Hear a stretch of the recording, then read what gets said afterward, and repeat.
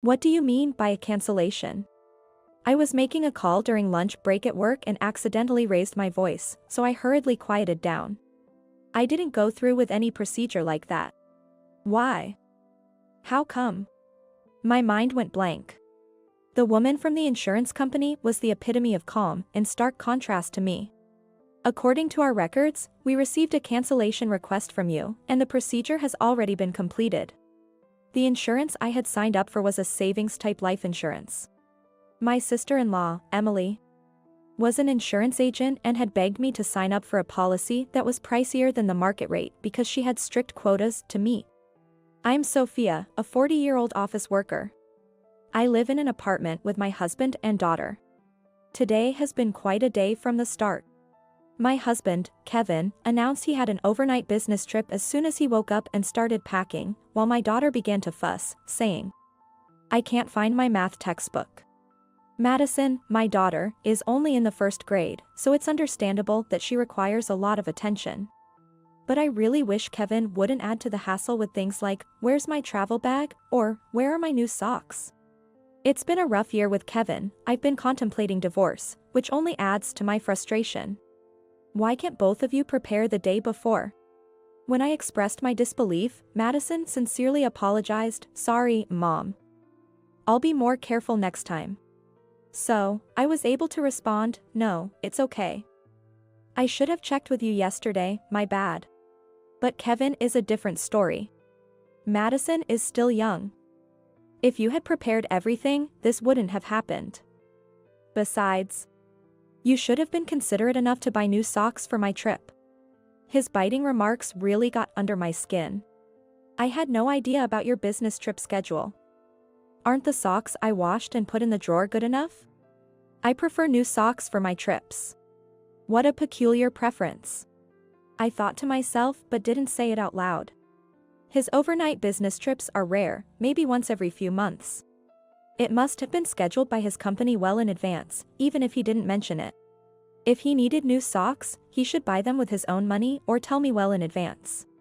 Seeing my daughter's tearful face pleading, "Daddy, Mommy, please stop fighting," I turned to her.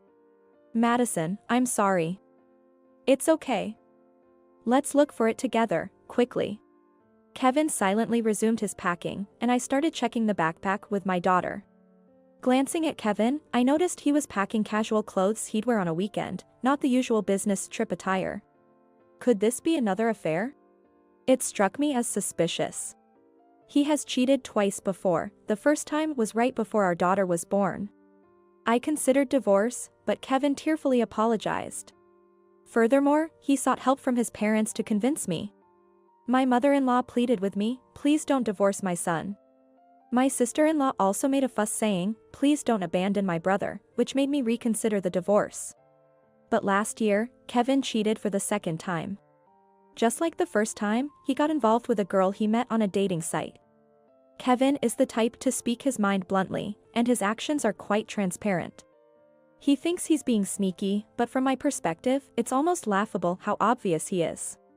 He was quickly found out, and then he apologized again, crying. It's pathetic to see him, usually so arrogant, reduced to tears and sniffling. I told him, "If you cause any more trouble, we're definitely getting a divorce," and I made him fill out the divorce papers. Transferred all our savings to my account, and forgave him, but my love for him had completely vanished. He always puts himself first. I can't stand that he doesn't take care of or play with Madison, but I'm thinking of putting up with the divorce until she's a bit older. In the end, the math textbook was easily found in the backpack. Madison left happily, but I was drained from the morning's events. Since I didn't have time to make lunch, I went to a shop near the office during my break. That's when I saw an ad for the insurance company and remembered that my policy was supposed to pay out a bonus after a certain period. It should be deposited around this time. Paying a high premium every month, I need these little joys to keep going. What should I spend the money on when it comes in? It might be nice to buy some new autumn clothes for Madison. I started feeling excited. With a lighter step, I stopped by the bank to check my bank statement and noticed that not only was there no bonus, but this month's insurance premium hadn't been deducted either. Huh? That's strange. Isn't there no deduction in the month we receive the bonus? Initially, I was just puzzled, but remembering the morning's packing incident with Kevin, I got a bad feeling and called the insurance company. Turns out my sister-in-law was off that day. Another lady handled my call, and that's how the cancellation came to light. They said the cancellation payment had already been made, but I haven't received any money in my account. The lady on the phone kept saying that all the paperwork was in order and that the insurance company had followed proper procedures. It's a big issue if someone cancels without the owner's consent. And it seemed like they were indirectly saying it wasn't the insurance company's fault. I'll say this clearly one more time, I had no intention of canceling. I'll check with Emily and my husband. But please make sure to verify with her on your end as well. I made my point strongly and hung up. Before I knew it, my lunch break was almost over, and I no longer had time to eat the lunch I bought, nor did I have the appetite, as other concerns had arisen. When I told my boss I'd like to leave early today, I quickly wrapped up the remaining work. I left the office earlier than usual and immediately called Kevin. If he was truly on a business trip and busy, I couldn't help it. Sophia? Why are you calling? I'm at work. Kevin picked up after a few rings, sounding irritated, yet I could hear lively music in the background. Why does he think he won't get caught? Ridiculous. Sorry about that. Hey, my life insurance was canceled without my knowledge, and there's no cancellation payment. Do you know anything about this? I'm thinking of consulting the police, as it might be some scam. Huh? What are you thinking, calling the police? It was me. I had suspected it was Kevin and Emily's doing, so when I exaggerated a bit, he was taken aback and quickly confessed. While I had my suspicions, my anger flared up. Oh, so it was you. Where's the cancellation payment then? I used it to help Mom out. Help out? Did something happen to your mother that she suddenly needed money? No, she just said she wanted to go on a family trip for once. A trip? I was shocked by his unexpected response. You canceled my life insurance for that? To use it for a trip? Was the business trip a lie? Yeah. I'm the beneficiary, so no complaints, right? We're all staying at a top-notch hotel. I'm in the lobby right now. And you wouldn't believe the size of the chandelier here. Maybe he thought it was okay, since he got caught. Kevin bragged excitedly. What's that about? I have complaints, plenty of them. Why would you cancel it without telling me? I've been paying the premiums from my own salary. You should be able to cover your own trip expenses. Ah, so annoying. But it's the money I'd get if something happened to you, right? So it's my money. You're healthy and not going to kick the bucket anytime soon. We can just start paying again. I couldn't understand Kevin's reasoning at all. But the terms change as you get older, and the premiums get higher. Do you really not understand that? Well, I'm not the one paying for it. Kevin's irresponsible words gave me a headache. Do your parents know about this? That you canceled my life insurance without telling me? Didn't your father say anything? Oh. And Emily is in on this too, right? You and Emily forged my signature, didn't you? Well, yeah. Mom and Dad were happy about it, thought it was a good idea. It's your fault for holding on to all our money. I just wanted to have a blast for once. It's not a big deal. We're on a family trip, and everyone's happy. That a family includes your parents and Emily, right? Why aren't Madison and I included? Aren't we your family? Insurance is for emergencies. And it's much happier not to use it. Shouldn't you have consulted me first if you wanted to use it for a trip? You would have said no for sure. You and Madison are together all the time anyway. It's fine for me to be with my real family once in a while. Plus, Emily wanted to sign you up for a new life insurance policy, so it's killing two birds with one stone. For you guys, maybe. Can't believe you. Aren't you embarrassed to make excuses like a child, saying you didn't tell me because I would say no? That's why I didn't want to tell you, because you get angry. So annoying. If you're going to keep nagging, I might as well divorce you. You wouldn't do it anyway. Is he feeling emboldened because he's at a tourist spot? Kevin was bolder than usual. Understood. I hung up the phone. Be prepared. I'll take my revenge on Kevin and his family thoroughly. I muttered to myself. My patience has run out. Kevin took me for granted because I always forgave him despite saying I would divorce him. I used to think my in-laws were decent people, and even though Emily pushed expensive life insurance on me, I believed she wasn't a bad person. But decent people wouldn't secretly cancel their daughter-in-law's life insurance and spend it. Like husband, like family. I'll cut ties with all of them. I headed straight to visit the lawyer. I always kept the divorce papers Kevin filled out in my bag as a talisman. I immediately filed for divorce, then picked up Madison from after-school care, and on the way home, I told her about the divorce. She was surprised, but she understood after I explained carefully. When we got home, she asked, "So, Daddy isn't coming home anymore?" "He won't be home tonight because he's staying over somewhere. We're getting divorced, so we'll be living separately. But there's still a lot to prepare." I answered her question cautiously, not fully understanding her intent. "Then let's start cleaning up now. Quick." "What's wrong?" "But we're separated from Dad, right?" "Mom, you don't have to cry anymore." "I hate it because Dad always makes you mad." "Madison, did you always say stop fighting because you were worried about me being sad?" "Of course. I was planning not to divorce for my daughter's sake, but it seems she had been holding back all this time. The reason she intervened in the fights was just because she was worried about me. Daddy never plays with me even on his days off, and when I try to talk to him, he just says, 'Be quiet, go away.' Like this morning. He only uses me to say mean things to you. I've been so sad." "I love you, Mom." She smiled at me. Her smile warmed up my heart. Madison had seen through Kevin's selfishness, preferring himself over her, and she was fed up with him too. Finding out Madison's true feelings in this way is so sad that it brings tears to my eyes. "I see. I'm sorry for making you go through tough times, Madison. From now on, it's just the two of us, but I'll take good care of you. I really love you too." Yay! I vowed never to let Madison feel sad again. While Madison did her homework by my side, I busily engaged in tasks such as consulting a lawyer, searching online for real estate agents and moving companies. Then, I contacted my parents. When I explained the situation, my parents also said, "Come back home right away." This way, Madison wouldn't have to change schools. Moreover, my father said he could borrow a truck from an acquaintance and help move our things in the morning.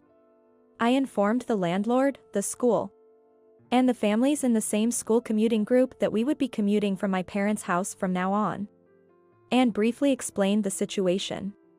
I decided to take care of the detailed paperwork for the school later on and called my workplace to take a day off tomorrow. I wanted to finish most of the things before my husband returned.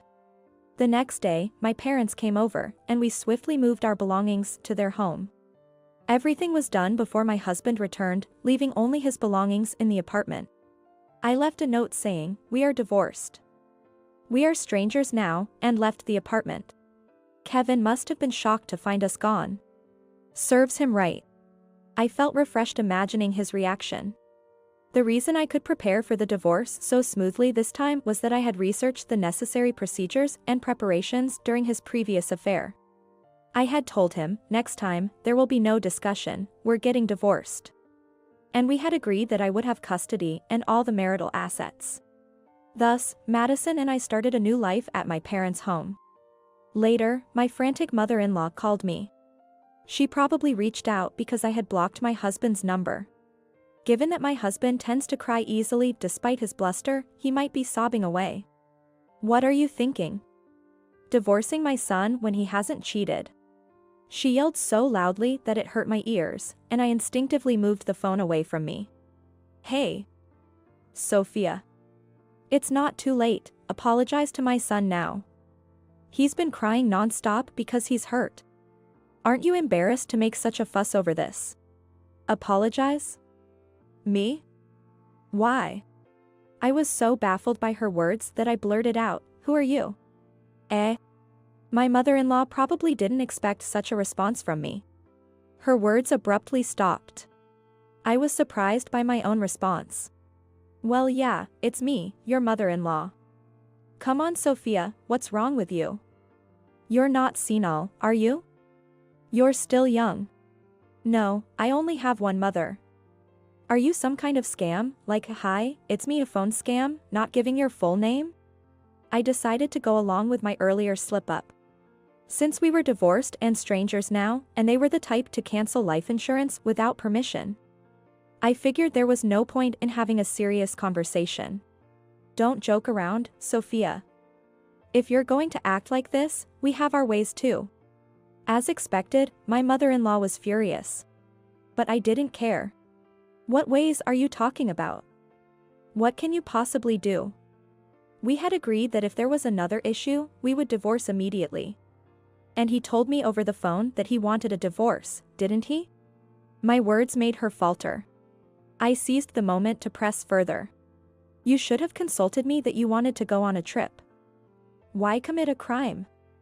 Did all of you want to go to jail? Unauthorized cancellation of life insurance could be considered forgery of a private document, punishable by imprisonment. I'm prepared to fight this thoroughly. I hadn't heard of any financial troubles in Kevin's family, so they might have done this on a whim. But that's exactly why I couldn't forgive them. What? Wait a minute. We can't be criminals. Please, I'm sorry. Let's talk. Shocked by the mention of imprisonment, my mother-in-law suddenly changed her tone, but it was too late. I hung up the phone and blocked my in-laws' numbers. Later, I heard that Kevin was so shocked by the divorce that he quit his job and became a recluse. Regarding the life insurance, we settled the matter through the out-of-court settlement system for insurance disputes. My sister-in-law was fired from the insurance company, even making minor news.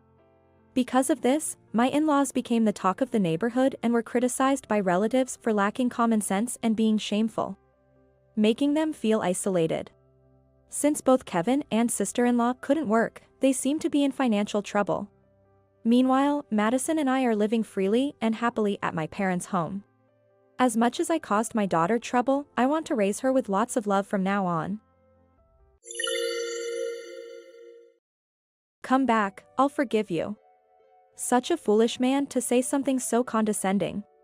What is this man misunderstanding? I will never forgive him who dragged me down to the depths of hell. I am Jennifer.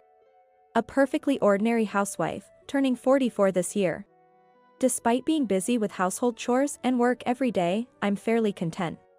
It's been nearly 20 years since I married George. Looking back, we've been through a lot. I was reflecting on my married life. Right after we got married, George's father passed away, and I remember being pretty busy for the funeral. Struggling to communicate with a difficult mother-in-law. Building our home. And then, undergoing fertility treatments. We didn't have children. Of course, we wanted them and we were trying. However, due to issues with both of us, we were not blessed with children, and after discussions, we decided to live our lives just the two of us. It would be a lie to say we don't feel lonely, but I have George. Having him has been a great support for me. I'm home. What's for dinner tonight? Tonight, it's grilled salmon. Found some nice fish at the store. Oh, sounds delicious. And George sits at the dinner table. This is great. Your cooking is the best, Jennifer. Really? I'm glad. Yeah, I'm really happy we are together. George said this, looking very satisfied. I'm also glad I married him. After all, I'm this happy. Speaking of which, my colleague at work is having their third child soon. As I was clearing the table, George mentioned it casually. Is that so? We'll have to prepare a gift then. Sorry to always make you do this. It's fine. It's part of being a wife. Nothing seemed unusual at that moment. But maybe George had already started to change by then. One day. There's a baby shower at my colleague's house this weekend, so I'll be going. All right, take care. Don't drink too much. Sure. And so, I sent him off on the weekend. A rare day off by myself. With all the household chores and cleaning done, what to do? Maybe I should go see a movie by myself. With that thought, I started getting ready. Then, the phone rang loudly. Hello? Jennifer? Is George there? It was my mother-in-law on the phone. George is out right now. Oh, where to? He's going to his colleague's baby shower. As I said, she was silent for a bit. Then, with a sigh, she said, You know, Jennifer, I don't like to say things like this, but it's hard for George too. What? To celebrate the birth of someone else's child when he can't have his own? He's such a kind soul. That's why you should listen to everything he says. All right? The phone was abruptly hung up. What was she really trying to say? My mother-in-law and I haven't had a great relationship since the beginning of my marriage. The final straw was probably our decision not to have children. A woman's worth is in bearing children, isn't it? Unbelievable. What did you marry George for? I've been told such things. Of course, it wasn't just my fault since both George and I had issues. But she probably doesn't want to admit that her son is part of the infertility problem. Oh well. However, she only calls like this occasionally and doesn't come over to the house. The frequency of these calls is maybe once a month, if that. I just have to bear it and let it go during those times. I wasn't too bothered and was quite laid back about it. I'm home. That day, George, who seemed to have had quite a bit to drink, came back around 7 p.m. Hi, you seem quite drunk. Yeah, somewhat. Usually, George becomes cheerful when drunk, but today he seemed off. He looked down, or perhaps he was deep in thought. I handed him a glass of water as he sat on the sofa. Are you okay? Yeah, thanks. He took and drank it all in one go. I saw the baby. So cute. Is that so? That's nice. Honestly, I'm still not used to hearing about children from George. We wanted them but couldn't have them. Every time we face reality, it feels like a thorn in my heart pricks me. I wonder if there's still hope for us. George slurred such words. What do you mean? By the time I managed to get the words out, he had already laid down on the sofa. What did he mean by that? Could it be he wants children? My mind was racing with various thoughts. He must have thought that temporarily after seeing the baby up close. Why take a drunkard's words seriously? I tried to calm myself down by thinking this way. But from that day on, George's behavior started to change. Hey, tonight's dinner is your favorite pepper steak. Oh, is that so? Usually, George would be thrilled, but his response was unusually tepid. Maybe he's tired from work. Maybe it's best not to pry too much at times like this. I decided to quietly watch over him. However, after a while, when I said, Hey, I want to go shopping this weekend, could you drive me? That's a waste of gas. Just go by yourself. But, carrying heavy things alone can be really tough. He clicked his tongue and said, What a hassle. He would never normally speak like this. His sudden change left me bewildered. Hey, the food today is terrible. If you're at home, at least do some cleaning. Don't talk to me. George began to say things like this. Could he have developed some illness? I heard that personality can change with a brain tumor. I considered taking him to the hospital. But before I could act on it, he said something unbelievable. You want a divorce? Yeah. I want to start my life over. But why all of a sudden? It's not sudden. I've been thinking about it for a long time. I'm 42 this year. There's still time for me. Time for what? You don't get it. It's my last chance to have my own child. Since you can't have any, it can't be helped. I still have a chance. Then he had his mother, who he must have called over in advance, sat beside him. She chimed in. Do you understand your position? Why won't you step aside on your own? So that's it. I'm no longer needed because I can't have children. And that's why I'm being discarded. Realizing this made me feel like I was thrown into an abyss. Without saying a word, tears flowed, and I just sat there silently. My mother-in-law had a triumphant look on her face. Perhaps a daughter-in-law who couldn't have children was never wanted from the beginning. George will bring home a young and beautiful wife. Of course, to have children with her. It would have been better if she had pointed out my flaws. Then I could see room for improvement. But there's nothing I can do about having children. Faced with such words, what choice did I have but to agree to the divorce? Why?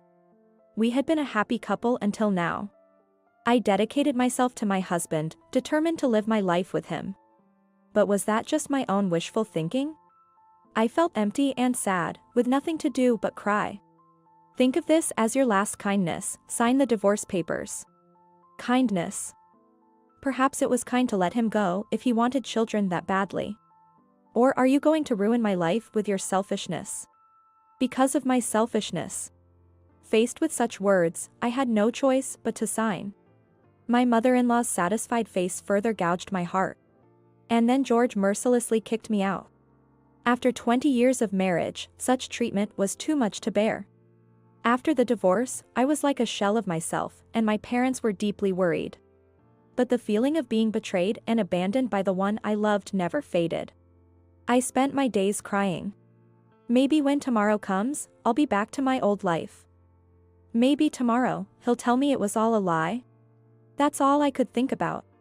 But worried about me, my friend Maggie came to visit. Jennifer, you can't let that man beat you down. You've been a good wife all along, Maggie said. Maggie has been one of my few friends who kept in touch from the beginning of my marriage until now. She's a strong and kind woman who always praised and encouraged me. I always received strength from her. In this world, there are as many men as there are stars. I won't forgive you if you don't find happiness. Encouraged by her words, I gradually began to regain my spirits. Before getting married, I worked in accounting. Despite a gap of nearly 20 years, I was able to find a job thanks to Maggie's introduction.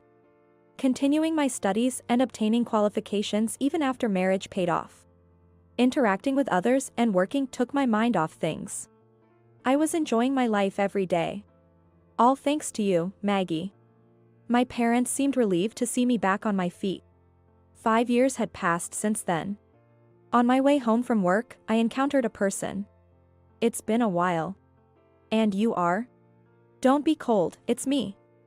You haven't forgotten, have you? What does he want now, after all this time? And he's brought his mother along. Were you waiting for me?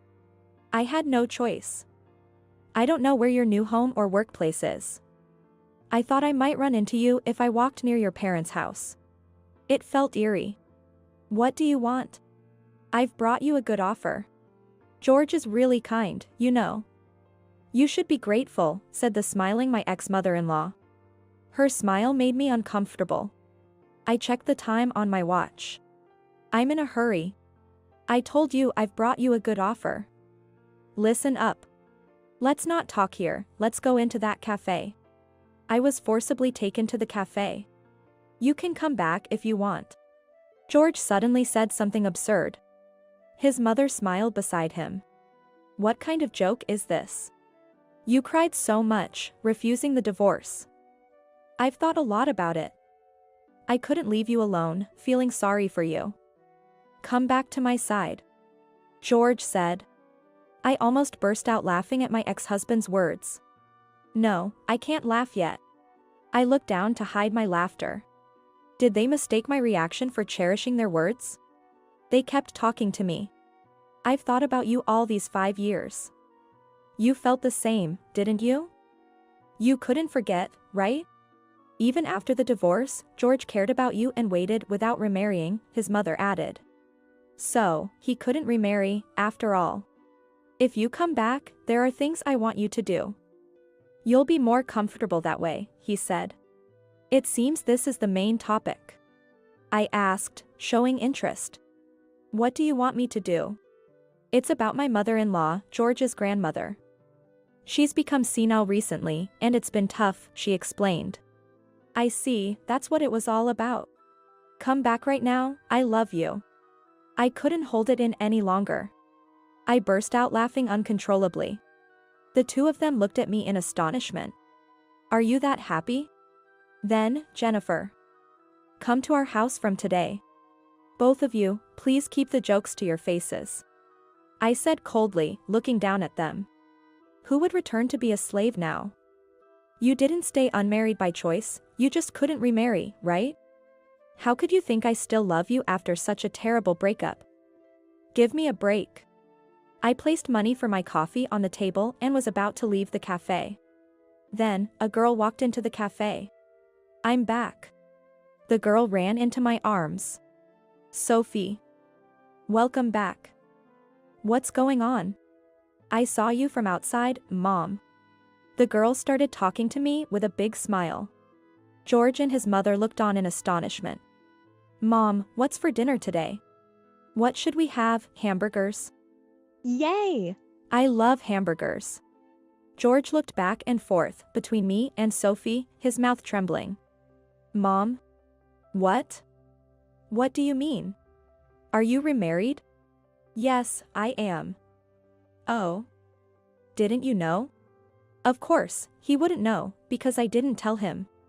My neighbors were sworn to secrecy about my current situation, so they probably didn't get any information. It's a lie. It's a lie. You were so against leaving me. George was muttering to himself, head in his hands, saying it was a lie. Hey, how many years ago do you think you're talking about? It's been 5 years since then. Of course, I'd remarry. I asked Sophie to wait outside and approached them. But it's good that you came to visit. I really wanted to say something to you. I'm actually very grateful that you divorced me. Thanks to that, I met a wonderful person and even got to experience raising a child. Thank you for leaving me back then. I told them with a beaming smile. The look on George's face was so pale and comical as he opened and closed his mouth in shock. Seeing his face, I felt like I had cleared all the grievances of the past 5 years. Right after the divorce, my ex-mother-in-law had been bustling about trying to find a young woman willing to marry a middle-aged, overweight man. George, but she couldn't find anyone. Even if George had been younger, it would have been tough with such a mother-in-law. Despite asking acquaintances or joining mixers, there were no results. Their dream of a quick remarriage met with harsh reality. Then George's grandmother developed dementia. That's when my ex-mother-in-law must have thought, why not bring me back? Such foolish people. Why would they think I'd be happy after 5 years? I'm very happy now. Because I have a kind husband and a lovely 7-year-old daughter. I met my husband through Maggie's introduction, and we started dating. We hit it off as both of us were divorced, and we eventually got married. I was worried about getting along with Sophie, but it's been almost 4 years since we remarried. We've truly built a normal parent-child relationship. There may be challenges ahead. But I will do anything to protect my daughter. Whether we're blood-related doesn't matter. Sophie is my daughter, after all.